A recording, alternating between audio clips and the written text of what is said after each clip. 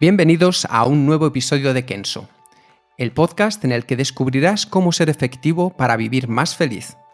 Un podcast de entrevistas a referentes de éxito para entender qué les hace especiales, cuáles son los hábitos que ponen en práctica para marcar la diferencia y cómo organizan su día a día para alcanzar sus resultados.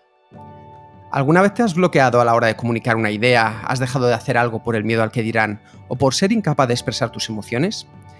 Ese es el tema principal del programa de esta semana, donde aprenderás cómo utilizar y potenciar tus habilidades sociales con Pau Forner. Pau es una persona que se transformó de un chico tímido, a una maestra en la comunicación.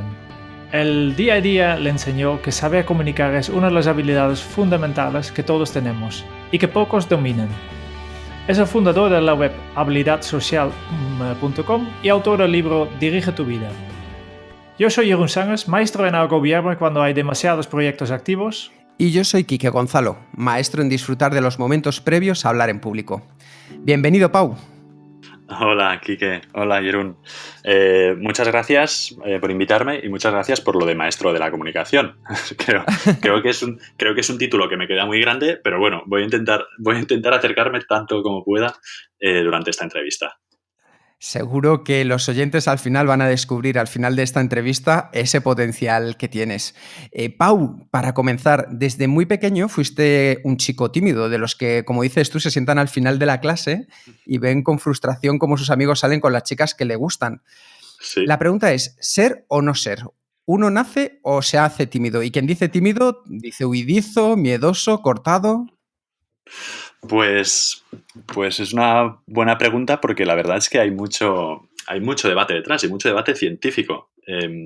Parece ser que hay un cierto componente genético, no tanto en la timidez, sino en la introversión y la extroversión. Son dos cosas totalmente distintas, aunque a veces es fácil confundirlas, ¿no? La timidez es el miedo a exponerse socialmente y la introversión es simplemente la necesidad de exponerse socialmente. Es decir, una persona extrovertida tiene la necesidad de exponerse socialmente y de estar en compañía de otras personas, de relacionarse, básicamente.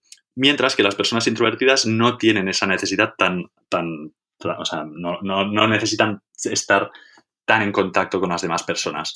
Puede haber personas tímidas que sean introvertidas y personas tímidas que sean extrovertidas, precisamente, con lo cual tiene un problema muy grande, ¿no? Porque son personas que quieren estar en sociedad, pero sufren cuando están ahí, ¿no? Esas son las personas que realmente lo pasan peor.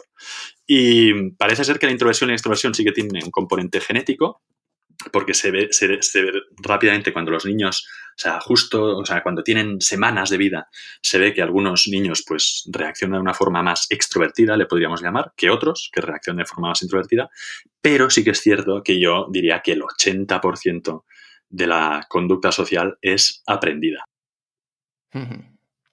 O sea que al final lo bueno que tiene es que podemos cambiar. Totalmente. De hecho, todos hemos cambiado. Es decir, no somos iguales ahora que cuando teníamos 3 años, ni 6, ni 12, ni 25. Vamos cambiando. Lo que pasa es que los cambios pues tardan. O sea, requieren de generar nuevos hábitos que no se consiguen de la noche a la mañana. Esto es algo muy frecuente, ¿no? Me encuentro personas que me escriben, ¿no? O simplemente me dicen que quieren superar su timidez porque llevan, 50 años siendo tímidos y sufren mucho con eso y creen que en cuestión de meses pueden eliminar ese miedo. Sí. Y eso, pues si llevan 50 años cultivando precisamente la timidez, pues en cuestión de meses o semanas seguramente no dejarán de ser tímidos. Pero sí que es posible, desde luego, y no es algo que diga yo, o sea, ahí detrás hay cantidad de estudios de personas que han mejorado mucho sus habilidades sociales simplemente trabajando y construyendo los hábitos adecuados. Vamos, esto es fenomenal porque en el fondo lo que estás diciendo es que los que tengamos como punto de partida el ser tímidos, huidizos, podemos terminar, y seguramente con algunos consejos que nos vas a dar durante la entrevista, a poder dar ese primer paso a ser un poco menos tímidos y más abiertos. Espero que sí. Claro que sí, eso seguro. Por lo que veo, Pau, la época de la infancia y la adolescencia al final nos hace darnos cuenta de nuestras limitaciones con las habilidades sociales. Y yo creo que aprendemos en la mayoría de los casos a base de golpes, porque esto normalmente en el colegio nos enseña. ¿Qué le recomendarías a un adolescente o a unos padres de niños para que fueran dando sus primeros pasos en las habilidades sociales? Pues en la educación, o sea, realmente yo más que a los adolescentes se lo recomendaría a los padres y si pudiera, cosa que no es posible, a los amigos de esos adolescentes, ¿no? Porque muchas veces aprendemos a base de golpes, como bien dices. Ojalá todo el mundo aprendiera a base de golpes, porque hay gente que por muchos golpes que se dé parece que lleva un casco que hace que no sientan los golpes, pero sobre todo aprendemos por imitación, ¿no? Y por modelaje. Entonces yo sobre todo les daría consejos más que a los adolescentes, sino a los padres de esos adolescentes. La forma en cómo educamos, pues precisamente yo te diría que no conozco, o sea, me refiero sobre todo a lo que es la sociedad occidental, ¿no? Pues educamos de una forma en que precisamente parece que no le demos ninguna importancia a las habilidades sociales. No es que no le demos importancia, a lo mejor creemos que se la damos, pero todo lo que nos enseñan nuestros padres o todo lo que imitamos de nuestros padres va en contra precisamente de desarrollar las habilidades sociales. Te pongo un ejemplo. O sea, nosotros tendemos a hablar de forma muy objetiva, muy neutra, o sea, basada en hechos. Sí. Es decir, voy al cine y veo una película y cuando me encuentro con mis amigos les digo, esta película es genial, tenéis que verla, por poner un ejemplo. Sí.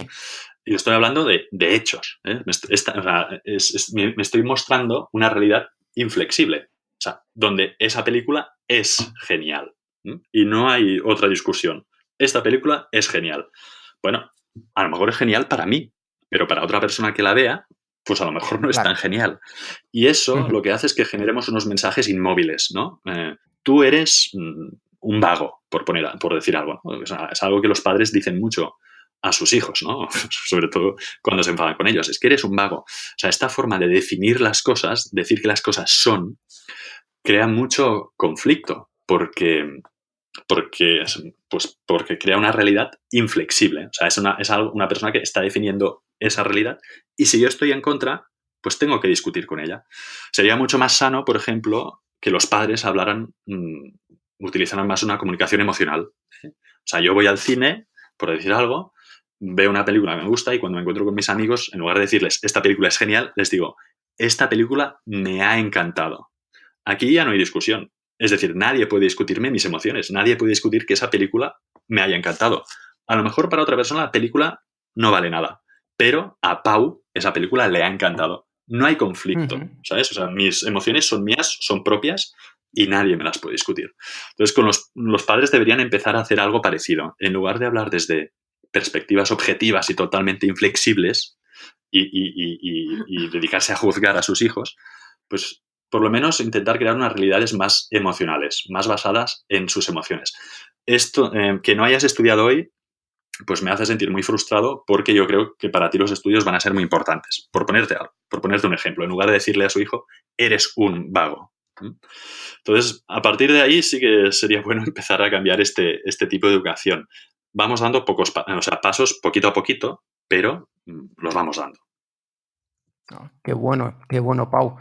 Bueno, yo creo que hay una cosa que es una anécdota que probablemente fuera un punto de inflexión importante en tu vida y que a muchos de nosotros también nos ha pasado, a mí el primero. Y es el momento en el que tu pareja te deja después de haberte mandado miles de señales de humo que uno no Correcto. ha sabido interpretar. Sí. ¿Cómo reaccionaste, Pau, en ese momento?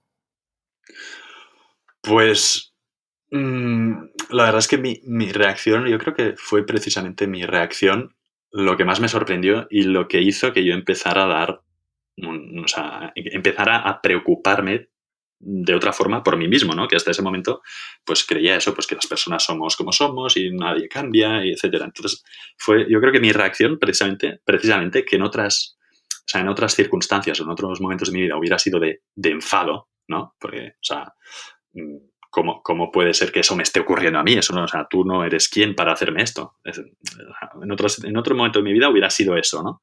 Pues fue de absoluta comprensión, de decir, ostras, pues es que es verdad, es que tiene todo el derecho del mundo porque me ha estado dando todas las señales y no las he visto. Y creo que esa reacción distinta fue la que precisamente me impulsó a decir, bueno, vamos a ver qué errores he cometido para ser tan cegato de no haberme dado cuenta antes de todo esto.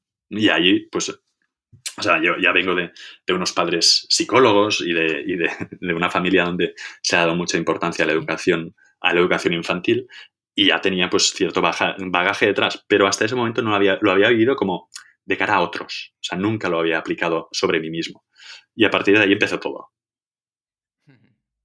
Joder, la verdad es que es interesante. ¿Y cuáles fueron esos primeros pasos que diste en ese mundo, Pau? Pues, sobre todo, yo te diría que por mi bagaje, yo soy licenciado en biotecnología, que no tiene nada que ver con lo que hago actualmente, en absoluto, pero es una carrera muy científica, muy de leer estudios científicos, de interpretarlos, de entenderlos. Siempre me ha gustado mucho la ciencia, ¿no? Y los primeros pasos fueron, como siempre, pues meterte en internet y buscar información, ¿no? Por lo menos es lo que ahora hacemos casi todos. Pero claro, lo que encontré, pues me pareció pobre, me pareció vago, me pareció que repetían los mismos tópicos que hemos estado leyendo y escuchando desde siempre y que no nos ayudan. Es decir, el típico o sea, el típico consejo, ¿no? Para cuando alguien tiene miedo escénico de, pues, respira hondo y sube como si, o sea, y cree en ti, y imagínate a tu audiencia desnuda. O sea, esos típicos consejos que todo el mundo lee, pero que no sirven para nada, en el fondo, pues a mí me sabían a eso, precisamente, a un cuento chino. Así que dije, oye, voy a buscar la ciencia que hay detrás de todo esto, porque estoy seguro que hay psicólogos sociales que están investigando. Y efectivamente, o sea, a la que empecé a buscar, me empecé a encontrar un montón de estudios, un montón de libros que, porque no son muy aptos, como si dijéramos, para el gran público, pues se quedan allí enterrados en las profundidades de las bibliotecas o de las profundidades de Internet. Y yo empecé a desterrarlos, ¿no?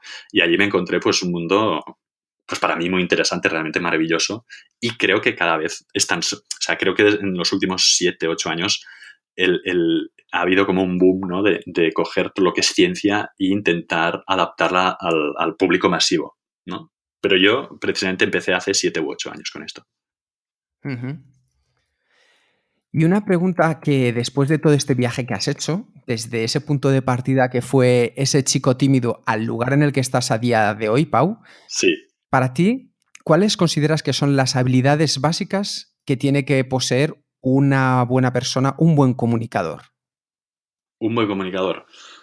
Pues para mí, sobre todo, la empatía. Aunque está dentro de las habilidades sociales, no se le acostumbra a dar demasiada importancia. Es decir, se acostumbra más a valorar lo que son las herramientas de comunicación del emisor al receptor. Es decir, las habilidades de persuasión, el tono de voz, el lenguaje corporal, ¿no? Todo eso que nosotros proyectamos sobre los demás. Y muy poca gente presta atención a lo que los demás están proyectando sobre nosotros, a saber interpretar eso. Porque a mí me ha ocurrido, me seguirá ocurriendo, y antes me ocurría mucho más, ¿no? De estar con amigos o estar con alguien o estar simplemente dando un discurso, creer que la gente está realmente interesada en lo que dices y después darme cuenta de que no estaban nada interesados, o sea, que están pensando en sus historias o que a lo mejor yo estaba hablando de algo que para mí, que yo creía que para ellos era muy importante y resulta que no. Entonces, para mí el primer paso es aprender a empatizar con los demás. Porque no solo, o sea, aprender a empatizar con los demás, además de convertirte en mejor comunicador, porque simplemente vas a poder adaptar tu mensaje o vas a tratar el tema que a esa persona le está llevando de cabeza. No solo eso, sino que además nos permite controlar nuestras emociones, que para mí es el siguiente paso, ¿no? De las habilidades sociales. Las habilidades sociales y las emocionales están muy ligadas. Uno no puede ser un buen comunicador si, digamos, tiembla, ¿no? O si le tiembla la voz o le tiembla la boca o se pone muy nervioso o se desmaya cuando se sube a un escenario. Entonces, las habilidades emocionales y sociales van muy de la mano. Y cuando empatizas con la gente, yo me he dado cuenta que es muy difícil enfadarte con ellos. Es decir, si tú no empatizas con las personas y crees que la gente hace las cosas, sobre todo las cosas que a ti te duelen, porque son personas malas o porque quieren hacerte daño, que es lo que la mayoría de las personas piensan, ¿no? Cuando les ocurre esto, pues seguramente te enfades con esa persona. Pero si empatizas y te preguntas el porqué de su conducta, que es al final empatizar es preguntarse por qué esa persona me está diciendo eso, por qué esta persona me está hablando de esto, por qué esta persona ha reaccionado así, pues nos daremos cuenta de que detrás siempre hay un motivo. y un motivo muy humano y que seguramente nosotros también compartiríamos. Y en ese caso, pues es muy difícil enfadarse con alguien que sabes que te está atacando, por ejemplo, pues porque tiene una gran inseguridad y porque tiene un complejo de inferioridad y porque se siente muy desvalido de alguna forma, ¿no? Entonces yo creo que la empatía para mí es el epicentro de las habilidades sociales. Después ya viene todo el resto, Quique, después tenemos las habilidades de persuasión, la comunicación emocional, la asertividad, tenemos un montón de cosas. Pero si no empatizamos, nos van a caer palos por todos lados. Yo creo que la empatía, efectivamente, como bien decías, Pau, es la clave, es el epicentro de las relaciones sociales y muchas veces, dependiendo un poco, para cada uno de nosotros que tenemos unas habilidades desarrolladas o unas experiencias que hemos vivido, nos hace que veamos la empatía desde un lugar distinto. ¿Qué consejo crees que podrías dar para poder poner en marcha, aunque sea a pequeña escala, y desarrollar un poco más nuestra empatía? Pues mira, hay estudios que dicen, o sea, hay estudios que han demostrado que algo tan sencillo como leer ficción, novelas de ficción, desarrolla la empatía. El hecho de tener, o sea, no es como una película, ¿no? Donde los personajes seguramente están, o sea, te tienen que explicar el personaje mucho más rápido, ¿no? Porque al final la película dura 1 hora y media o 2 y ves 4 pinceladas del personaje. No ves sus pensamientos, ¿no? En los libros sí que te explican los pensamientos del personaje y tal, en las películas no, solo ves lo que hace. Pues hay estudios que demuestran que leer ficción, leer novelas, desarrolla la empatía. Es decir, aprendes a intentar entender los pensamientos de los demás, los sentimientos de las demás personas. Entonces yo te diría, leer ficción, al final leer siempre es bueno, ¿no? Y en este caso incluso para empatía. Y luego preguntarte siempre por qué. El por qué, a lo mejor después vuelve a salir, porque es otro de los pilares de las habilidades sociales, pero el por qué es, preguntarse por qué en este caso es fundamental. Es decir, ir un poco más allá. Si una persona me está hablando de X, de tal cosa, pues está muy bien que yo esté centrado en lo que me está diciendo y escuchándole, pero en el retrococo, que le llamo yo, debería estar preguntándome también ¿por qué me está contando eso? ¿Qué quiere conseguir con eso? No el que quiere, el que está bien, pero sobre todo aquí lo importante es el por qué. ¿Por qué me está preguntando eso? ¿Me está diciendo eso? ¿Qué motivos debe tener detrás? Así es la forma de entrenar. Esta es la forma de entrenar la empatía. La empatía solo se entrena entrenándola. Es decir, no hay ejercicios, no se puede poner a hacer ejercicios para entrenar la empatía. La empatía se entrena intentando ponerse en la piel del otro. Y la palabra clave para ponerse en la piel del otro es ¿por qué? Preguntarse ¿por qué? Y preguntarse de verdad, supongo, porque muchas veces yo ya creo que sé por qué, pero tal vez no es la razón por que la otra persona está haciendo esto. Correcto, pero aún así, o sea, el hecho de que tú te preguntes por qué, aunque puedas estar en lo equivocado, ya estás entrenando tu empatía. Es decir, a lo mejor al principio estarás equivocado, pero a medida que lo vayas haciendo, es como los hábitos que comentábamos antes, Jerún, a medida que lo vayas haciendo, irás siendo más bueno preguntándote el por qué. Porque conocerás mejor a las personas, porque sabrás un poco, porque tendrás más experiencia preguntándote por qué, sencillamente. Entonces, el preguntarse por qué no quiere decir que yo acierte en el motivo de esa persona, pero simplemente quiere decir que yo estoy entrenando mi empatía. Y al final, pues seré más preciso que si no me pregunto por qué y simplemente cuando la gente me dice cosas, yo reacciono a lo que me está diciendo y punto. Una pregunta que yo creo que también es importante al respecto de lo que estabas diciendo. Sí. Antes nos estabas hablando que como epicentro al final está la empatía y después el siguiente paso sería controlar las emociones. ¿Puedes contarnos un poco más, Pau, por favor, acerca del control de las emociones y la importancia que puede tener en nuestro día a día, por favor? Pues sí, porque es un tema complejo, donde hay muchas corrientes científicas, pero sí que es cierto que parece ser que últimamente una corriente, un método, ¿no?, que se llama compromiso y aceptación, parece ser que es el que está dando mejores resultados, ¿no?, para controlar las emociones. A ver, el control emocional no existe, es decir, no se pueden controlar las emociones. Las emociones parten del inconsciente. Entonces, yo no conozco a nadie que sea capaz de controlar, o a lo mejor algún monje budista sí que es capaz, pero yo no conozco a nadie que sea capaz de controlar sus sueños, ¿no?, y por lo tanto nadie que sea capaz de controlar su inconsciente. Entonces es muy difícil controlar las emociones. Y esto es hacia donde va un poco ahora toda la tendencia, ¿no? La tendencia más científica. El control emocional es lo que llamamos control emocional, ¿no? Aunque, como digo, no es posible, es fundamental, pues porque si no, por muchas habilidades sociales que yo tenga, por muy buen comunicador que yo sea, por muy asertivo que yo sea, si cuando mi novia me dice algo o mi amigo me dice algo que no me gusta, a mí eso me llena de ira, por decir algo, seguramente todas esas habilidades que yo he cultivado desaparecen. O sea, seguramente desaparezcan, en aquel momento esté cegado por la ira y diga cosas que probablemente pues después termine arrepintiéndome. Entonces, el control emocional es clave para estas situaciones tensas, ¿no? Que es realmente donde nos jugamos todo. En los momentos más emocionales, o sea, los momentos más emocionales son aquellos donde nos jugamos todo. Pues una discusión con una pareja, una discusión con el jefe, una presentación en público. Entonces, el control emocional en este sentido es fundamental para que luego nuestras habilidades sociales puedan brillar. ¿Cómo gestionar las emociones? Pues tengo que deciros que las emociones no se gestionan, las emociones se aceptan. El problema de mucha gente es que intenta luchar contra sus emociones, porque es algo que nos han repetido hasta la saciedad, ¿no? ¿Cuándo nos lo repiten? Cuando somos niños, precisamente, que es algo que decíamos antes. ¿Qué ocurre si yo soy un niño de 5 años y, no sé, se me cae la piruleta al suelo y me pongo a llorar? ¿Qué me dice mi madre cuando me ve llorando? Me dice, no llores, ¿sabes? Ya estamos aquí. Sí. Lo que me está diciendo es que una emoción que yo siento de dolor, de tristeza, de lo que sea, que luche contra ella, que la haga desaparecer, ¿no? Entonces nos creemos, nos hemos creído que esto de las emociones es tan fácil como eso, como decirle, como simplemente anular la emoción y ya está. Y lo que se ha demostrado en estudios, es que cuanto más luchamos contra una emoción, cuanto más la intentamos reprimir, más fuerza coge esa emoción.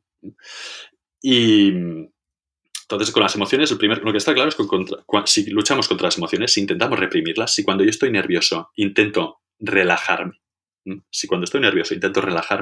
voy a conseguir precisamente el efecto contrario. Lo que funciona es, si yo estoy nervioso, tengo que aprender a actuar con esos nervios. Yo no voy a poder dejar de estar nervioso. Seguramente vosotros, pues, hacéis presentaciones en público y impartís talleres. O sea, yo estoy convencido de que al principio, cuando empezabais a dar vuestras ponencias o impartir talleres, estabais nerviosos. Pero, sí. Por supuesto, como todos, pero hacíais esos talleres o dabais esas ponencias con nervios. Es decir, no esperabais a hacer desaparecer esas emociones para después actuar y dar la ponencia, sino que dabais la ponencia con nervios. Y lo que la gente tiene que entender es que las emociones no nos definen, no tienen por qué definir nuestro comportamiento. Yo puedo hacer algo con miedo, yo puedo hacer algo con nervios. El problema está en luchar contra esas emociones. Pero si yo acepto que soy capaz de hacer eso con nervios o con miedo, lo voy a terminar haciendo. Y ese es el único camino para ir aceptando nuestras emociones y para que yo, Pau, que todavía me sigo poniendo muy nervioso cuando doy charlas en público, sepa que me voy a poner nervioso cuando esté dando la charla en el público, pero eso no va a impedir que dé la charla. Y esa es la forma de vencer este tipo de miedos. Pau, nos estábamos centrando ahora, por ejemplo, en unas habilidades que pueden ser más negativas. ¿Sucede lo mismo en cuanto a la aceptación con las habilidades que son más positivas? Es decir, hay gente que de por sí disfruta mucho ya de esa pequeña tensión, ese pequeño estrés antes de unas presentaciones, sí, antes de entrar a ver un cliente. Para potenciar también esa sensación positiva, ¿es también la aceptación o hay algo más que podríamos hacer? No, o sea, si es una sensación agradable, está bien recrearse en ella. O sea, las emociones, como te comentaba antes, es muy difícil luchar contra ellas. También es muy difícil, pero, en cambio, sí que es fácil recrearse en ellas para que cojan fuerza. Es decir, si pongo un ejemplo, no quiero poner ejemplos tristes, Quique, pero a veces es más fácil entender lo negativo, ¿no? O sea, si yo estoy triste y me dedico a irme a un bar a beber whisky porque mi novia me ha dejado y a cada vaso de whisky sigo pensando en mi novia, seguramente terminaré peor de lo que estaba antes de entrar en el bar, ¿no? Es decir, cuanto más piense en eso, en lo que me hace infeliz en este caso, pues más importancia le voy a dar. Pues con las emociones positivas ocurre exactamente lo mismo. Es decir, si yo disfruto, debo permitirme disfrutar. Si yo voy a ver un cliente y me siento confiado y he tenido un buen día y llevo la semana pasada he tenido 3 visitas con clientes y las 3 han ido genial, coño, pues voy a recrearme en eso. Voy a decir, qué bueno que soy, qué bien que lo hago. No hay ningún problema por hacer eso, en absoluto. Al contrario, seguramente llegue a ese cliente, a ese nuevo cliente o potencial cliente con más energía que si he tenido una semana muy buena, pero estoy allí sentadito en la sala de espera sin pensar nada y simplemente ojeando el hola, por decir algo. Claro. Claro. Entonces, perdón, Quique, respondo sí. Recrearse en las emociones positivas es maravilloso. Vale. Cuando has hablado de la empatía, ¿no? Has dicho nos has explicado el ejercicio de preguntar por qué. Sí. ¿También vale la pena hacerlo con las emociones? De preguntarte por qué tengo miedo, por qué me siento feliz. Vale, pues sí, pues efectivamente vale mucho la pena preguntarse por qué. Porque es una pregunta que casi nunca nos hacemos, ¿no? Y es una pregunta súper potente. Y en las habilidades sociales también, ¿eh? Ahora te respondo a la pregunta, Jeroen, pero cuando estamos hablando con alguien, ¿no? Lo típico es hablar de qué es, ¿no? Cuando estamos conociendo a alguien. ¿A qué te dedicas? Pues soy abogado. Muy bien. ¿Y qué estudiaste? Pues tal, ¿no? Las personas utilizan mucho la pregunta ¿por qué? ¿Qué? Pero fíjate en que si empezamos a utilizar la pregunta ¿por qué?, nuestra capacidad de conversar se multiplica. Es decir, ¿a qué te dedicas? Soy abogado. Muy bien. ¿Por qué eres abogado? Pues bueno, pues porque vengo de una familia de abogados o porque intenté ser, yo que sé, ingeniero, pero al final cambié de país y tuve... No lo sé, pero allí se abre un nuevo mundo de información, ¿no?, que puede hacer que esa conversación fluya y que nos conozcamos mucho mejor. Y con el por qué, o sea, preguntarse a uno mismo el por qué de sus miedos o de sus emociones positivas, hace lo mismo, consigue lo mismo, que nos conozcamos mucho mejor. Si yo tengo miedo de ponerme en público, de exponerme en público, tengo que preguntarme por qué tengo ese miedo. A ver qué dice de mí ese miedo. ¿Por qué tengo ese miedo? Pues porque cuando era pequeño salí y me puse a hacer teatro con el colegio y me quedé en blanco y desde entonces tengo ese miedo. Tengo ese miedo porque tengo un autoconcepto mío muy fuerte y quiero protegerlo, no quiero arriesgarme a un posible ridículo. Y con las emociones positivas lo mismo. ¿Por qué estoy tan feliz en este momento? El hecho de preguntarte por qué con las emociones positivas es muy bueno porque las refuerza. Es decir, si tú te sientes bien pero no sabes por qué te sientes bien, bueno, pues te sentirás bien un rato. Pero si tú te sientes bien y te preguntas por qué y encuentras motivos detrás, seguramente en otro momento que quieras sentirte bien, simplemente tendrás que recordar esos motivos y empezarás a sentirte bien. ¿Me explico? Las emociones, la única forma de generar las emociones, aunque como os decía, no es muy fácil generar emociones, es conocer qué hay detrás. Porque si yo entonces me pongo a pensar en lo que hay detrás, a lo mejor pueda generar esas emociones positivas. ¿Tus padres ya te han enseñado mucho sobre estos temas o todo esto lo has tenido que descubrir tú? Pues parte y parte. Yo os diría, mis padres sí que a nivel comunicativo pues me enseñaron cosas, a nivel de control emocional también, pero hay mucha parte de la información que le he tenido que buscar yo y me ha llevado, no te engaño, muchos años. Pero es que cuando algo te gusta, es decir, cuando te gusta algo, lo haces sin esfuerzo, prácticamente.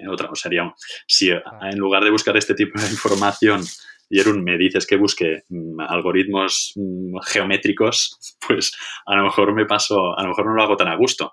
Pero este tipo de información me gusta, me encanta y además pues sigo a bastantes autores pues que investigan y que además después son muy buenos escritores, ¿no? Porque el problema de la ciencia es que muchas veces se queda en una jerga muy, muy científica, que pues es interesante, pero vamos, que si te tienes que leer un paper, un estudio de 10 páginas o 12 solo con conceptos muy técnicos, pues al final te terminas aburriendo. Entonces lo bueno es que hay algunos autores, algunos psicólogos sociales, todo empezó un poco con Goleman, ¿no? Con el autor de Inteligencia Emocional, Sí. pues que cada vez son mejores escritores de libros. Lo preguntaba porque mis padres no sabían nada de esto y a mí no me han enseñado nada, ¿no? Y yo pensaba, no sé si hoy en día se ha cambiado un poco. Yo creo que todavía hay muchos padres que tampoco no tienen ni idea de cómo tratar las emociones y tampoco creo que en el sistema educativo dan la importancia que realmente tiene este tema. Para nada. Por lo menos en España, ¿no? Que es lo que conozco mejor, en absoluto. Sí que sé que hay otros, o sea, hay países del norte de Europa que lo están intentando desarrollar mucho más. Es decir, que ya sus profesores, o sea, que creo que incluso tienen como clases o asignaturas pues de gestión emocional y de habilidades sociales, y que los profesores, en ese caso, pues pasan exámenes para ver, o sea, para ver cuál es su nivel y para ver qué es lo que le van a enseñar a los alumnos. Creo que por el norte de Europa eso empieza a moverse un poco, pero desde luego que a nosotros, nuestra generación y nuestros padres, nada de nada. Y en el colegio en España ahora mismo, cero patatero. O sea, siempre digo que sales sabiendo hablar latín, pero sin saber comunicarte con las personas de tu día a día. Sí. Sí, yo creo que es algo importante. Llevándola ya a los adultos, Sí. ¿no? De una persona ahora mismo que está escuchando esto y piensa, "Oye, mira, qué bien, parece muy fácil, pero mi vocabulario pues, emocional es muy limitado, ¿no? Correcto. ¿Por dónde tengo que empezar yo si yo quiero mejorar esto? Pues, a ver, has hablado de una cosa muy interesante que es el vocabulario emocional, ¿no? Uno de los pilares de las habilidades sociales es el vocabulario emocional, precisamente para saber describir nuestros estados internos con exactitud, con precisión. Si yo solo sé decir que estoy contento o enfadado, pues seguramente seré un comunicador menos preciso que si soy capaz de decir pues que estoy eufórico o que estoy frustrado o que estoy, no lo sé, entusiasmado, ¿no? por decir algo. Entonces, el vocabulario emocional, pues de nuevo, se puede aprender, se aprende leyendo, se aprende por modelado, es decir, se aprende utilizando el vocabulario que utilizan nuestros padres, nuestros amigos. Pero yo creo que sobre todo la gente lo que tiene que, antes que ponerse a estudiar el vocabulario emocional o a mejorar su vocabulario emocional, lo que tiene que hacer es perder el miedo a hablar de sus emociones. Porque hay muchísimo miedo a hablar de las emociones, ¿no? A hablar de cómo me siento en ese momento. Hay mucho miedo de ir al jefe, ¿no? A sentarse en el despacho del jefe, llamar a la puerta, sentarse en el despacho del jefe y decirle que me siento perdido, por ponerte un ejemplo, o que me siento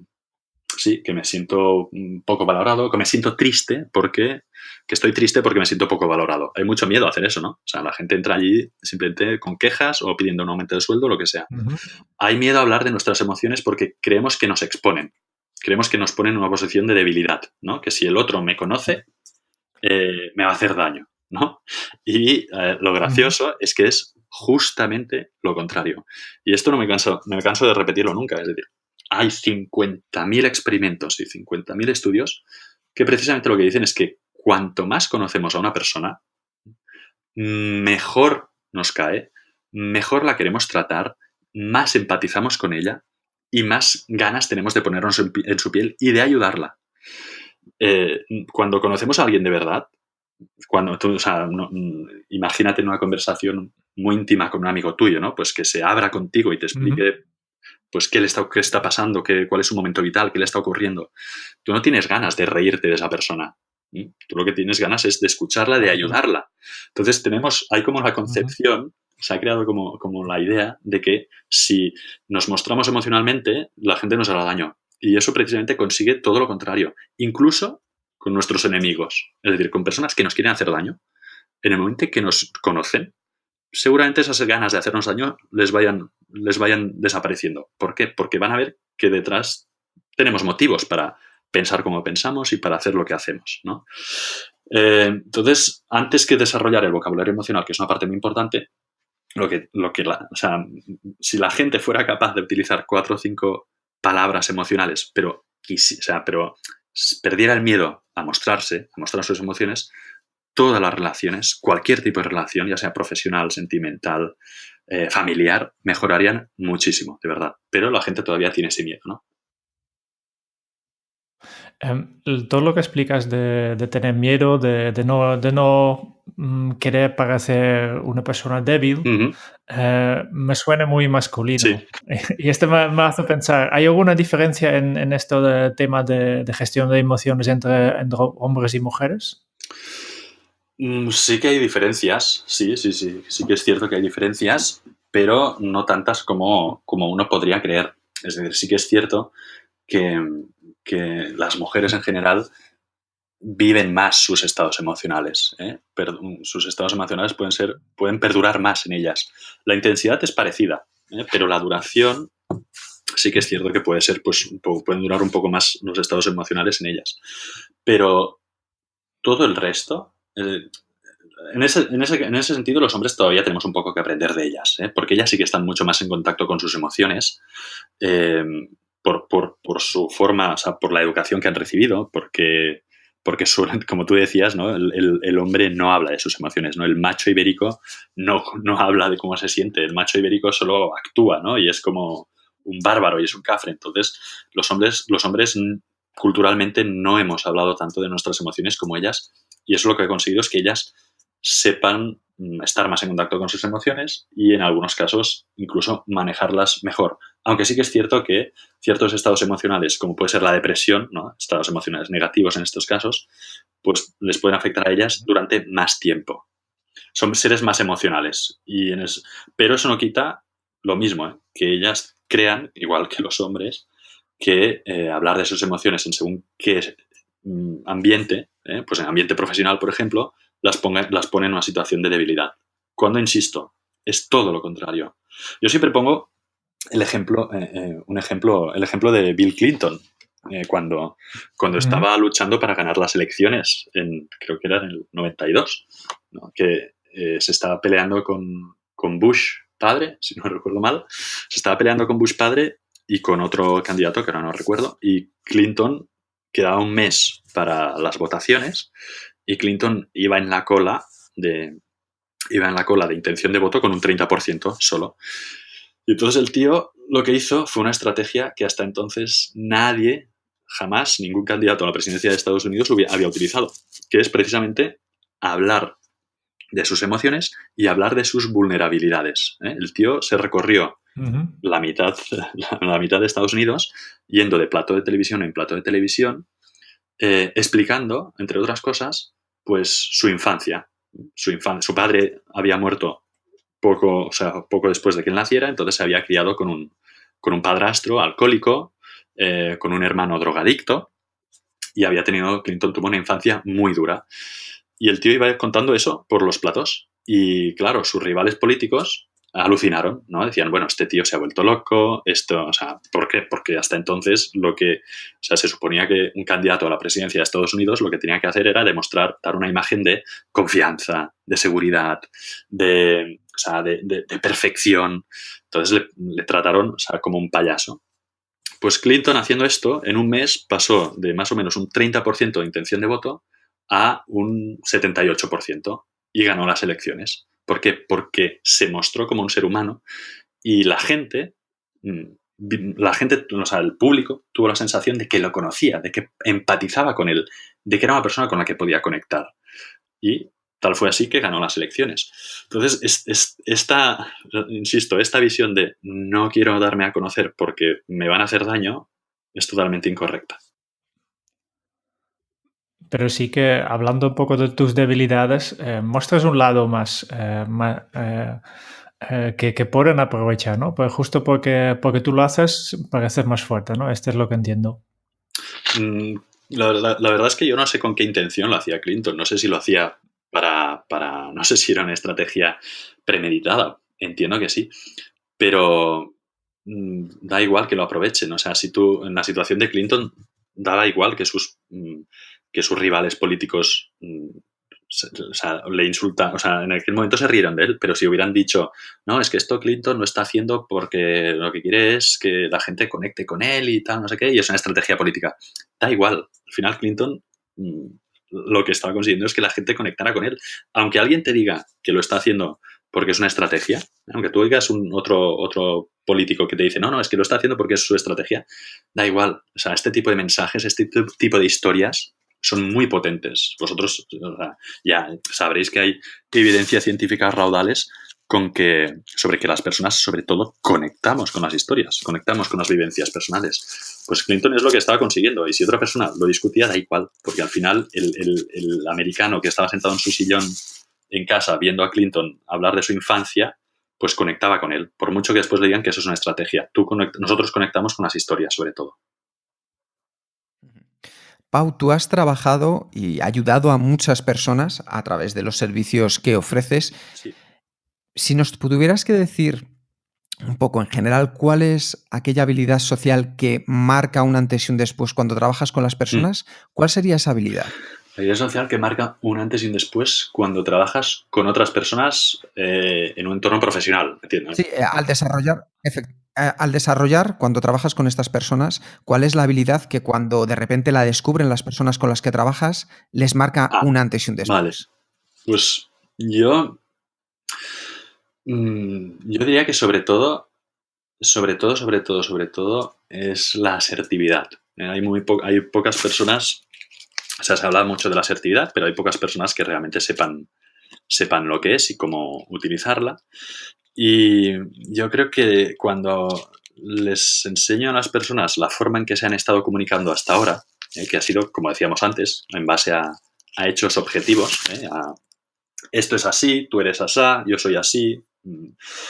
Cuando ven que existe otra forma de comunicarse que les puede, que parte de ellos, que se llama la perspectiva subjetiva, es decir, en lugar de utilizar tantos mensajes tú eres así, tú me has hecho esto, tú me has tratado mal, empezar a utilizar la perspectiva objetiva. Yo me siento así cuando tú haces eso. Es un ejemplo muy, muy concreto. La verdad es que me he sentido muy mal cuando delante de toda esa gente me has dicho que mi informe tenía faltas de ortografía. Esto es un mensaje asertivo. Sí. Y lo que no sería un mensaje asertivo es tú me has puesto en ridículo delante de toda esa gente, ¿vale? Entonces, viene a decir lo mismo, pero una forma es para la perspectiva subjetiva y la otra es la perspectiva objetiva. Entonces, las personas, es algo tan sencillo como empezar a utilizar menos la palabra tú y empezar a utilizar más la palabra yo. Y esto, cuando las personas lo empiezan a utilizar, existen muchos más matices. Detrás de esto, Quique, existen muchos más matices, porque también tengo que empezar a hablar de mis emociones, ¿no? Cuando hablo de yo, sobre todo, esto ya detrás me obliga a poner una emoción. Yo opino, yo me siento, yo considero. Pero el hecho de simplemente empezar a hablar de yo, aunque parezca muy egoísta, ¿no? De siempre hablar de uno mismo, es la forma en que conseguimos varias cosas. La primera es que los demás no se sientan agredidos. Muchas personas que son poco asertivas tienden a, sin quererlo, poner a las demás personas a la defensiva. Porque si yo entro en tu despacho y te digo eres un mal compañero porque me acabas de poner en ridículo delante de toda la empresa, tú a lo mejor reacciones de forma defensiva. ¿Por qué? Porque tú no te consideras un mal compañero y consideras que tampoco, seguramente no consideres que me has puesto en ridículo, simplemente consideres que has hecho tu trabajo, que era, pues si había un informe con faltas de ortografía o que no sé qué, no sé cuántos, pues tenías que ponerlo en conocimiento de las personas que tenían que saberlo. Entonces ahí ya tenemos un conflicto montado. En cambio, si yo entro en tu despacho y te digo, cuando has hecho esto, cuando has expuesto esto, me he sentido mal porque he sentido como si me estuvieras poniendo en ridículo delante de la empresa, ahí es otra historia. Ahí ya no te estoy acusando. Ya no hay una acusación. Estoy hablando de mí, de mis sentimientos, de cómo me siento yo y de mi estado interno. Entonces ahí seguramente lo que consigue de ti es una respuesta mucho más emocional, mucho más empática conmigo. Digas, oye, pues disculpa, no era mi intención hacerte sentir así. De la otra forma, seguramente tenemos un conflicto. Entonces yo diría que la asertividad, que este tipo de asertividad es lo que cuando las personas lo empiezan a utilizar, se dan cuenta de que es muy fácil ser asertivo, se dan cuenta de que es muy fácil decir que no. Hay muchas personas que tienen miedo a decir que no, porque creen que los demás reaccionarán mal o que les caerán peor o que no sé qué. Pues de esta forma es muy fácil decir que no. Es muy fácil solucionar conflictos. Es muy fácil evitar conflictos. Es muy fácil declarar tu amor a una persona. Es muy fácil todo. En el fondo es muy fácil comunicarse si empezamos a hablar de nuestro estado subjetivo. Entonces yo diría que lo que más cambia la vida de las personas es empezar a utilizar esto. Justo con lo que estabas hablando de la perspectiva objetiva y la asertividad, te quería preguntar, porque me ha parecido muy interesante y era la pregunta que tenía en mente. Uno, por un lado, ¿puedes explicar de manera llana y sencilla para la gente qué es la asertividad desde tu punto de vista? Y dos, que lo has sacado tú a colación. Sí. ¿Cómo es la mejor manera en la que podemos decir no? Que es algo que normalmente a las personas nos cuesta mucho, el aprender a decir que no. Sí, pues la asertividad se suele definir como una forma de comunicación que no es ni agresiva ni es pasiva, ¿no? Es decir, que ni hiere a las demás personas, pero que tampoco que defiende mis derechos, ¿no? O sea, que yo intento defender mis derechos sin agredir a los demás. Sí, me parece una definición correcta, pero para mí, al final, la asertividad es la capacidad para expresar mi estado emocional y que eso llegue, o sea, y que la otra persona que tengo delante lo llegue a entender. Al final viene a ser lo mismo. Si yo expreso mis estados emocionales, la persona que tengo delante difícilmente se va a sentir agredida. Y si yo expreso mis estados emocionales, seguramente me va a costar menos decir no porque hay un motivo detrás. Y ahora ahora te respondo a la segunda pregunta, que es el cómo decir que no. Pues dando un motivo, precisamente. Es decir, cuando decimos que no, he leído por allí, ¿no?, que hay técnicas como la del disco rayado, ¿no?, que es una técnica muy clásica, que lo que dice es que cuando alguien te pide algo y tú quieras decir que no, simplemente conviértete en un disco rayado y repite 50.000 veces que no. Es decir, te dice, oye, ¿me puedes acompañar al cine este fin de semana? No, no puedo acompañarte.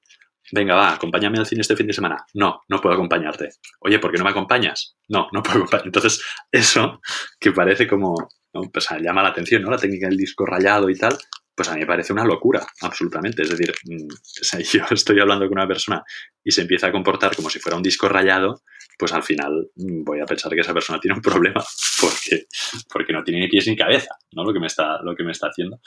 Entonces, para decir que no, hay que intentar dar porqués, básicamente porqués. De nuevo sale aquí la importancia de la palabra porque, que en las relaciones sociales es fundamental. Sí. Cuando damos, a lo mejor os suena un estudio que se hizo en su momento, que se hizo, creo que era en la Universidad de Texas, ¿no?, donde se hacía, básicamente un alumno bajaba a la sala de fotocopias y se encontraba con una hilera de gente haciendo cola, y el experimento era que ese alumno pues se intentaba colar, se intentaba pasar por delante de la hilera de gente. Y entonces veían pues cómo reaccionaba la gente según lo que les dijera. ¿Os suena? ¿Os suena este estudio? Sí. Perfecto. Sí, lo conozco. Pues básicamente lo que ocurría es que cuando el alumno bajaba, se encontraba la gente haciendo cola, cuando les decía, disculpad, tengo cinco páginas, ¿puedo pasar antes? Cuando les decía esto, pues la gran mayoría de la gente, en ese caso, le decía que no. Bueno, creo que no era la gran mayoría de la gente, creo que el 60%, perdón, le decía que sí. Es decir, que eran bastante considerados, aún así, eran bastante considerados que no, con él. Pero cuando a esa petición le añadía un porqué, cuando decía, disculpad, tengo 5 copias, ¿puedo pasar antes porque tengo prisa? El porcentaje de gente que le decía que sí subía hasta el 93%. Pasaba un 60% al 93% simplemente añadiendo un motivo. ¿Por qué el motivo es tan fuerte? Consigue estos efectos? Pues porque si no nos dan motivos, nosotros nos los inventamos. Es decir, cuando alguien me dice algo, o me responde que no, o me responde que sí, o me responde simplemente a mi pregunta sin darme motivos, seguramente yo termine inventándomelos por él. Porque sí, porque nosotros los huecos de nuestra mente, cuando tiene huecos de información, lo que hace es rellenarlos. Si una persona si un amigo me dice, oye, Pau, ¿me dejas 20 euros? Y no me dice nada más, y estamos de noche de fiesta tomándonos unas copas, pues yo allí me voy o sea, esos huecos de información que me ha dejado, que básicamente son ¿por qué quiere 20 euros? Pues me los voy a terminar inventando. Y si mi amigo es un amigo que tiene fama de ir pidiendo dinero y de no devolverlo, seguramente rellene ese hueco de información con eso mismo. Con me está pidiendo dinero porque tiene dinero, pero no quiere, pero prefiere que le invite yo, por decir algo. Si no nos dan... Seguramente no será positivo, Efectivamente, ¿no? efectivamente. Ese es el tema. Nuestros pensamientos, o sea, solemos pensar en lo peor siempre, ¿eh? Cuando alguien no nos da motivos, siempre solemos inventarnos el peor motivo posible. No lo hacemos de forma voluntaria, es inconsciente, pero lo hacemos. Entonces, si en el experimento este de la fotocopiadora, cuando la gente no recibía ningún motivo y simplemente veían que se acercaba un chico que les decía, oye, ¿me dejas pasar? Pues la gente se inventaba el motivo, ¿no? Decía, bueno, pues este tío es un jeta, o a lo mejor es un cara dura, o lo que fuera, pero ya se había inventado un motivo y eso lo que hacía es que no le dejara pasar con tanta facilidad. En el momento que nos dan un motivo, por muy tonto que sea, como porque tengo prisa, ¿no? Que en este caso es como bastante evidente, si alguien me pide pasar es seguramente porque tiene prisa, lo que está haciendo es evitar que yo rellene ese hueco de información con mi imaginación. Y ya no me voy a inventar un motivo negativo. Entonces, para decir que no, hay que hacer más o menos lo mismo, es decir, simplemente hay que decir que no con un motivo. Oye, ¿me acompañas al cine? Oye, no puedo porque pam, pam, pam, pam.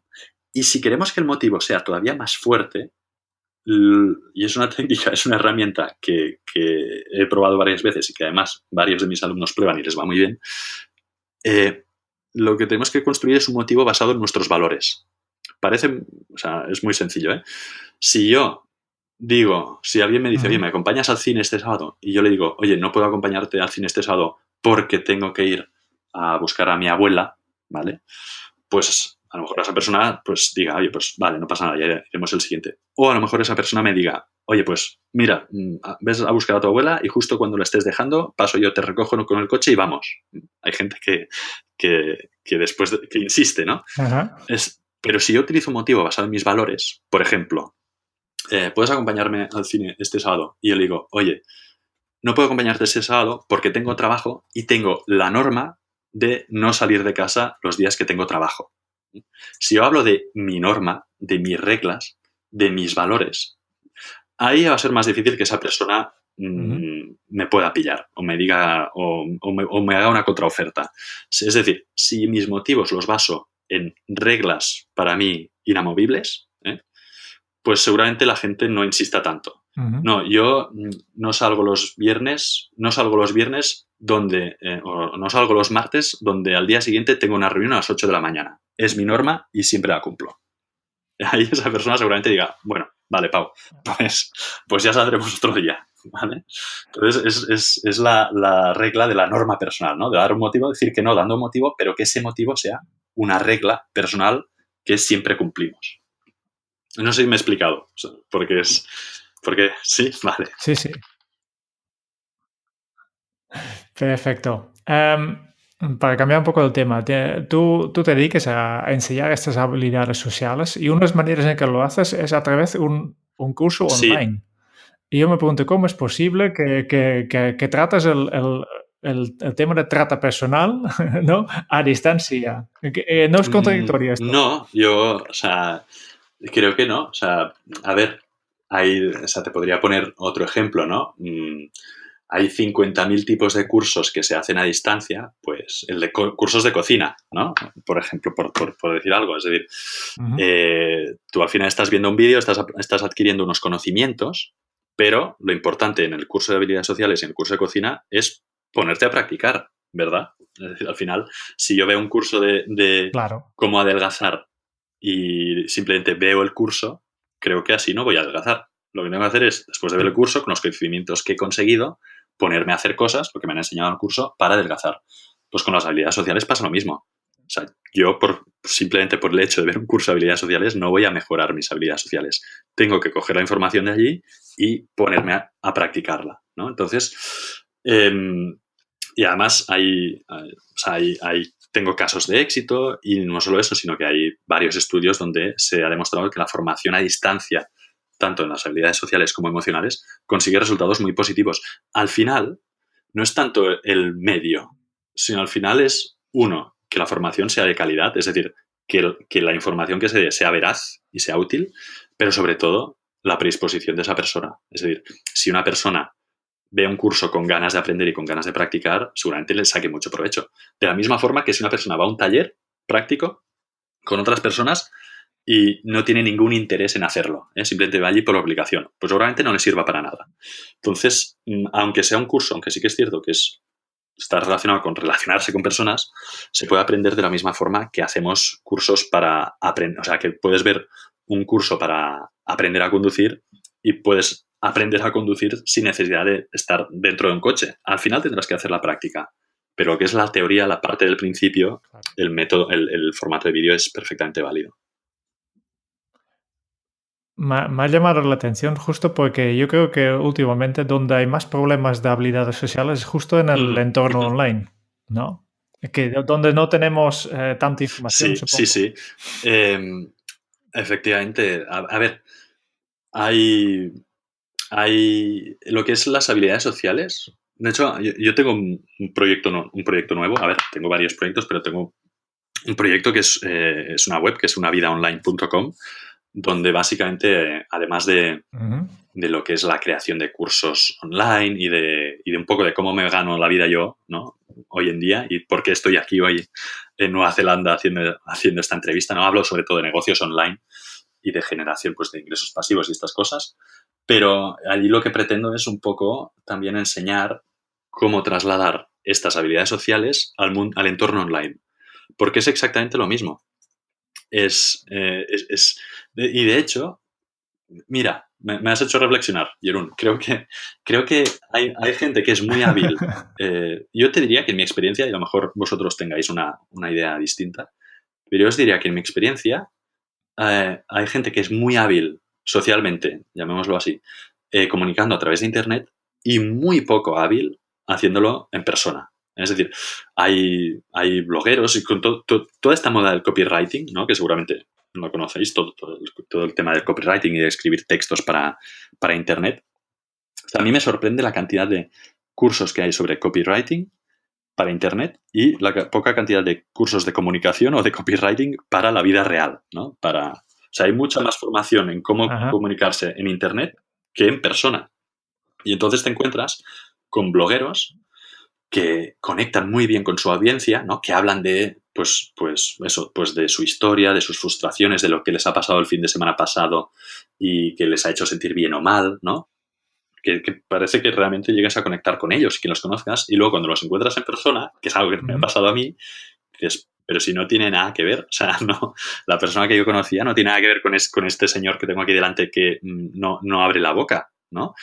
Entonces, el entorno online es un entorno que favorece, desde el anonimato, favorece eso, que la gente como se abra, a veces con una intención detrás, es verdad, con la intención de vender, porque los copywriters online saben que, lo que os decía antes, que si se abren y la gente conecta con ellos, pues la gente va a confiar en ellos. Pues aunque sea con la intención de vender, la verdad es que hay mucha más habilidad comunicativa online, os diría yo, que offline. Expliquemos que los copywriters no es el tema de los derechos, sino es la gente que escribe mensajes adaptados a las necesidades de su público. Efectivamente. Es la redacción de textos, básicamente la redacción de textos por Internet. Sí, es que digo copywriter, pero sería copywriter. Pero sí, es para que la gente... Cierto. Muy bien. Yo creo que con esto ya vamos cerrando un poco. Nos queda solo el cuestionario Kenso. 10 preguntas que hacemos a cada invitado. Las preguntas son muy breves, pero las respuestas no necesariamente tienen que ser breves, te lo digo ya. Empezamos con la primera y la pregunta es, ¿cuál es tu lema? Tenía un lema, os juro que tenía un lema, pero creo que me he olvidado. Pero, o sea, no sé si es un lema, pero últimamente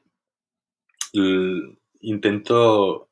O sea, y ahora a lo mejor me decís, pero Pau, ¿qué estás diciendo ahora, tío? Esta entrevista estaba yendo bien, pero no la estropees ahora. Pero mi lema es pensar más en la muerte. Es así. O sea, creo que pensamos poco en ella y últimamente ¿sabéis qué ocurre? Que últimamente estoy muy estoico. O sea, estoy leyendo mucho sobre filosofía estoica. Creo que es una maravilla. Creo que es maravillosa. Sí. Y entonces mi lema sería, piensa más en la muerte o sea, si quieres vivir, piensa en morir. Básicamente, sería algo así. Sí, para vivir, sí. Nosotros somos seguidores de lo estoico, Pau. Perfecto, pues entonces seguro que me entendéis, ¿no? Y un poco mi lema últimamente es ese, es para vivir mejor, o si quieres vivir, sí, piensa un poco más en morir. Y ya está. O sea, ahora mismo sería ese, ¿eh? En otro momento te hubiera dicho un lema más típico, pero intento huir un poco de eso. Otra pregunta más. ¿Cómo se titularía tu biografía? Se podría titular perfectamente, o sea, sin camino. O sea, sí, le podría llamar así. O Sin camino, o El camarote de los hermanos Marx, como queráis, porque yo creo que, o sea, si algo define mi biografía es que ha sido muy variopinta. Empecé siendo de una forma, he terminado siendo de otra forma. Empecé estudiando una cosa para ser una cosa, luego cambié otra, luego probé otra, luego hice otra, luego yo ya estoy aquí y no me preocupo mucho por eso. O sea, así como hay gente que le da mucha importancia a lo de marcarse objetivos, ¿no? Y visualizar lo que quieres ser y este es tu negocio y este es tu proyecto y cómo lo ves dentro de 10 años, ¿no? Y cuando me preguntan ¿cómo te ves dentro de 10 años? Pues no lo sé, es que a lo mejor estoy vendiendo limonadas en una playa de Río de Janeiro, ¿sabes? No me obsesiono para nada en lo que voy a ser, me da igual. O sea, en ese sentido, me da igual. A lo mejor dentro de 5 años estoy de una forma o de otra, pero es algo que no me agobia en absoluto, porque sé que mi experiencia lo que me dice es que me he ido adaptando a todo tal y como ha ido viniendo. Entonces, en ese sentido, estoy muy tranquilo. Mira, muy tranquilo sería el título de mi biografía. Ya está. Muy tranquilo. Vale. ¿Cuál es el libro que más has regalado? El libro que más he regalado. Pues a lo mejor he regalado más. Yo diría que soy muy poco de regalar libros, pero si he regalado alguno creo que habrá sido el de Robert Cialdini, el de Persuasión. Influence, perdón. Creo que ese, pero si ahora tuviera que regalar algún libro, solamente sería algún libro sobre filosofía estoica. Sí, ahora mismo sí. Voy a rachas. En su momento fue de Persuasión y ahora es este. Vale, es algo humano, ¿no? Vamos Así cambiando por épocas, ¿no? ¿A quién te gustaría o te hubiera gustado conocer? ¿A quién me gustaría o me hubiera gustado conocer? Pues seguramente a algún familiar mío, o sea, algún antepasado mío. De verdad, no tengo ningún interés en conocer grandes personalidades ni grandes no, pues sé que seguramente después a lo mejor me decepcionaría un poco, ¿no? Porque cuando idealizamos mucho a las personas, después vemos que al final son personas como nosotros, como que tienen sus miedos y tienen sus historias y sobre todo cuando haces un trabajo como el mío, que al final terminas conociendo bastante a las personas, te das cuenta de que todos nos parecemos mucho más de lo que creemos, incluso las personas de mayor éxito. Entonces a mí me gustaría conocer algún antepasado mío, o sea, algún tatarabuelo para saber dónde estaba, dónde venía. A lo mejor estaba, yo qué sé, a lo mejor vengo de Holanda, Jeroen, y no tengo ni idea. No lo sé, a lo mejor mi familia viene de allí. Me hubiera gustado ver cómo eran los Forner de hace muchos, muchos, muchos años. ¿Cuál es tu posesión más preciada? Los conocimientos. Ahí sí que no tengo duda en la respuesta. O sea, creo que los conocimientos es lo que decía antes, ¿no? O sea, mi vida puede cambiar, hoy puedo estar... Empecé siendo un investigador, una rata de laboratorio, luego me pasé al mundo empresarial, o sea, a la gran multinacional. Después, ahora estoy aquí, de emprendedor, y no me he llevado nada de un sitio a otro. Es decir, siempre he empezado de cero, pero partía con una ventaja, que era todo lo que había aprendido hasta entonces. Así que mis conocimientos, sin ninguna duda. No has dudado nada, no. A ver si tampoco dudas la siguiente pregunta. ¿Qué canción pones a todo volumen para subir el ánimo? Esta me gusta. Pues me gusta Plugin Baby de Muse. Me gusta mucho. Me gusta mucho Muse y tiene 3 o 4 canciones muy buenas. Esta, o si no, Civil War de Guns N' Roses. Muy bien. Bueno, tienes 2 fans de Guns N' Roses aquí también.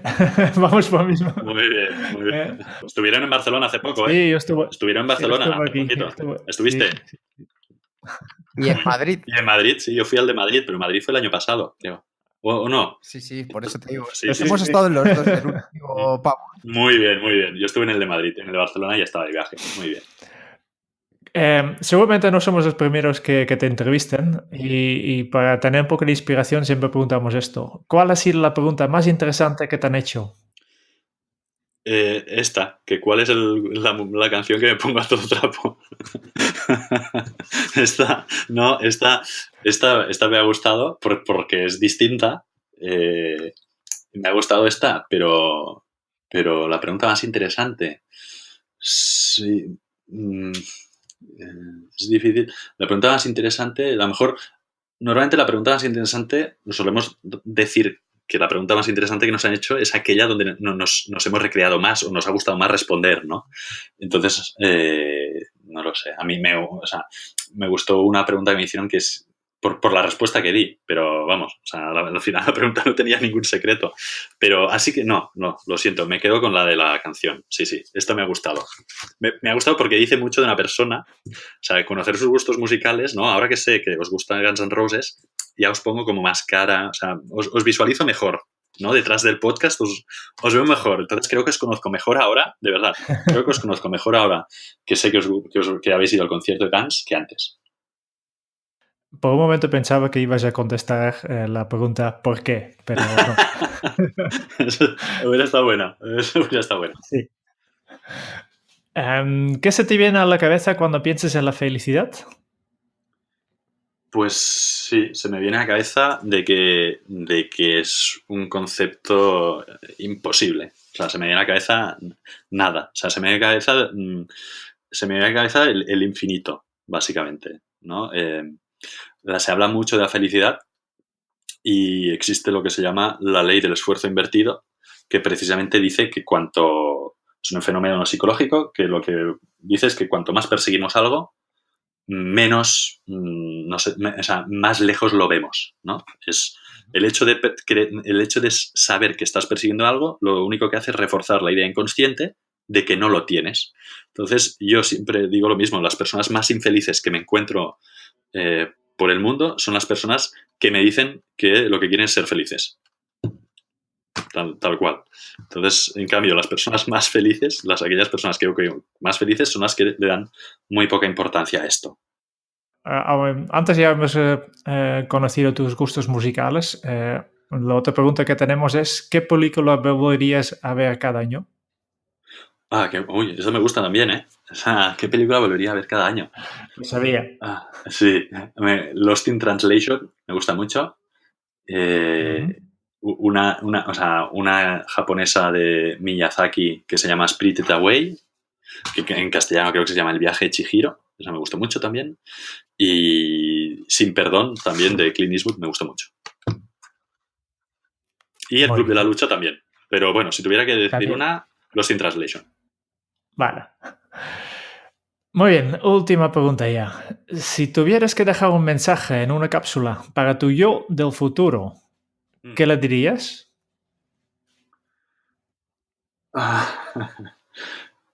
Pues le diría algo como que esta pregunta sí que me ha pillado un poco descolocado porque siempre he pensado al revés, ¿no? Que mi yo del futuro me enviase un mensaje, no mi yo actual al yo del futuro. Le diría que sobre todo, no sé, le contaría un chiste o alguna cosa. Le diría que por favor que se olvide apagar las luces al salir o alguna historia de estas que siempre me las dejo encendidas allí donde voy. No lo sé, no sé qué le diría. Le diría que espero que todo le vaya muy bien, sinceramente. Que la salud le desearía que la salud le esté respetando. Creo que es fundamental. Entonces le desearía esto, simplemente. No le diría nada especial. no creo que yo, o sea, creo que es al contrario. El yo del futuro me tendría que decir algo a mí. O sea, seguramente el yo del futuro sería mucho más sabio que yo, de lo que yo soy ahora, y sería él el que me tendría que decir algo a mí. Así que le pediría que, por favor, me respondiera el mensaje dándome un consejo. Vale. Genial. Hablando de consejos, hemos recibido un montón de consejos de ti. Ya ha pasado 1 hora en 10 minutos y yo creo que ha estado llena de información muy útil, cosas muy interesantes. Y Pau y los oyentes no lo han visto, pero mientras hemos estado hablando contigo, el Kike ha estado tomando notas como un loco. y lo hace con propósito porque siempre al final de la entrevista el Kike hace un breve resumen de todo lo que hemos aprendido hoy, en este caso de Pau Forner. Qué guay. Adelante, Kike. Adelante. Pues Pau se saltó la genética que traía de serie, que era el miedo a exponerse, y cambió. Lo hizo a través de nuevos hábitos y una reacción centrada en un elemento clave: comprender a los demás. Y es por ello que comenzó a desenterrar un mundo maravilloso, el de adaptar la ciencia al mundo actual y traernos las habilidades sociales a nuestra vida. Y lo mejor es que nos ha enseñado que todos podemos cambiar y mejorar esas habilidades que tenemos gracias a la educación en esas habilidades sociales, que no es otra cosa más que abrirnos a la comunicación social basada en las emociones. Y te preguntarás cómo puedes dar los primeros pasos. Pues Pau nos ha dicho que el primero sería a través de la empatía, que es el epicentro de las habilidades, que es el preguntarse el porqué de las cosas y saber que detrás de todo lo que las personas hacen siempre hay un motivo. También la empatía nos va a ayudar a adaptar el mensaje y nos permite tener un mayor control de las emociones, que es donde nos vamos a jugar todo. Otra herramienta que ha compartido con nosotros y que podemos aprender y enseñar a los demás es el vocabulario emocional. Es el punto de partida en el que perdemos el miedo a expresar nuestras emociones, porque al contrario de lo que se suele pensar, exponernos nos hace más fuerte porque conseguimos empatizar y conectar con el otro y así que la relación mejore. Y otra opción, por si quieres un punto más, es la habilidad que marca un antes y un después a las personas con las que trabaja Pau, y es la asertividad. La asertividad es una forma de comunicación que defiende nuestros derechos y la capacidad para expresar nuestro estado emocional y que la persona que tenemos delante lo llegue a entender sin sentirse agredida. Si somos asertivos, nos será más fácil que podamos decir que no. Y si además utilizamos los porqués, así ya daremos motivos más que de sobras para que el otro entienda nuestra decisión. Nos ha explicado que cuanto más luchamos contra las emociones negativas y más las intentamos reprimir, se vuelven más fuertes. Y que lo que tenemos que hacer es aceptar las emociones, tanto en su intensidad como su duración. Y que nos recreemos en las emociones positivas, porque ellas son las que nos ayudan a crear un mundo maravilloso. Muchísimas gracias por el tiempo que has compartido con nosotros y por todas estas ideas, Pau. Pues, Kike, muchas gracias a vosotros. Esto lo has hecho, vamos, me estoy alucinando. Tendrías que dedicarte solo a hacer esto, a hacer análisis de este tipo de entrevistas, porque lo has hecho, vamos, maravillosamente bien. Así que felicidades, muchas gracias a los dos por haberme invitado. Yo he estado muy cómodo. No sé vosotros, pero yo he estado muy cómodo y eso creo que siempre es buena señal, que el invitado esté cómodo. Y ha sido un placer enorme y espero veros pronto. Gracias, Pau. Gracias. También queremos dar las gracias a todos los oyentes que escuchan este podcast de Kenso. Y si realmente te ha gustado, por favor, suscríbete al podcast en tu aplicación de podcast favorita para recibir automáticamente los futuros episodios. Y por cierto, nuestro podcast ahora también está disponible en Spotify. Y finalmente, si quieres conocer más sobre Kenso y cómo podemos ayudarte a mejorar tu día a día, puedes visitar nuestra web en kenso.es. Te esperamos en el próximo episodio del podcast de Kenso, donde Jeroen y yo estaremos también, igual que en este caso, con alguien a nivel internacional. Y hasta entonces, es un buen momento para poner en práctica un hábito Kenso. Pregúntate el porqué de las cosas que te suceden. Hasta dentro de muy pronto. Chao.